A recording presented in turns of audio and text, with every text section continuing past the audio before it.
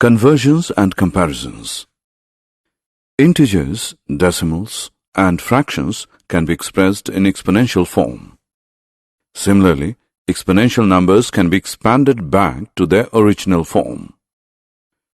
Exponential numbers can also be compared in much the same way as integers, fractions, and decimals are compared.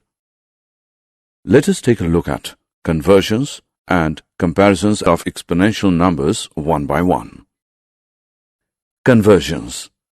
Let us begin by expressing 64 in exponential form. 64 can be written as 2 into 2 into 2 into 2 into 2 into 2. Since 2 is multiplied with itself 6 times, it can be written as 2 raised to the power 6. Therefore, 64 is equal to 2 raised to the power 6. Let us now expand 37,456 and express it in exponential form.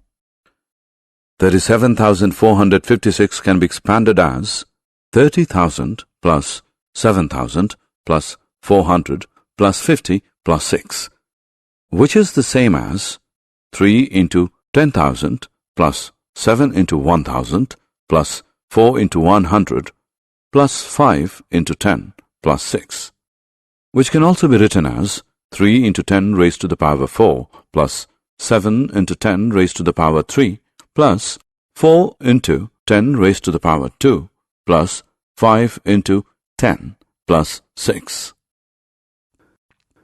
Let us try and express 196 in exponential form. Let us first express it as a product of its prime factors. 196 is equal to 14 into 14, which is the same as 2 into 7 into 2 into 7. We can rewrite it as 2 into 2 into 7 into 7. We can now express the prime factors in exponential form. Therefore, 196 is equal to 2 square into 7 square. Let us now convert some exponential numbers into their original form through simplification. Let us try to simplify minus 4 raised to the power 3.